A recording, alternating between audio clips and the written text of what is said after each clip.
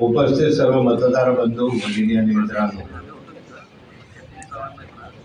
येत्या 26 तारखेला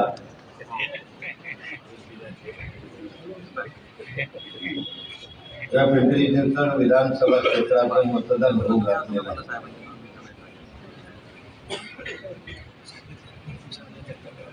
आणि पुणे आणि पिंपरी चिंचवड हे दोन जे बाय इलेक्शन होत आहे याकडे संपूर्ण महाराष्ट्राचं लक्ष लागून राहिलं आहे.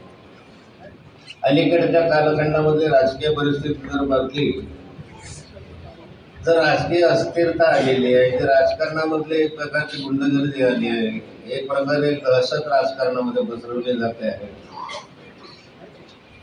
आणि विकास शून्य आहे. स्वतःच्या स्वार्थासाठी, स्वतःच्या हितासाठी जे उद्योग चाललेले आहे ते किळसवाणे आहे. आणि अशा स्थितीमध्ये बीजेपी असावी का महाविकास आघाडी असावी हा कौल जनतेला द्यायचा आहे. हे पिंपरी चिंचवड विधानसभा क्षेत्राची निवडणूक आहे. गेल्या अनेक वर्षापासून पुण्याशी माझा संबंध आहे. अनेक वर्षापासून मी या शहरामध्ये येतो आहे.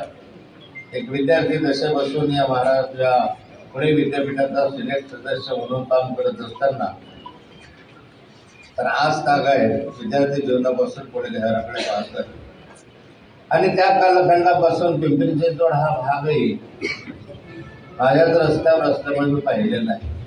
हळूहळू चित्र बदललं. पिंपरी चिंचवड एक खेड्यासारखं शहर होतं, एक मध्यम शहर होतं आणि या शहराचं रूपांतर महानगरामध्ये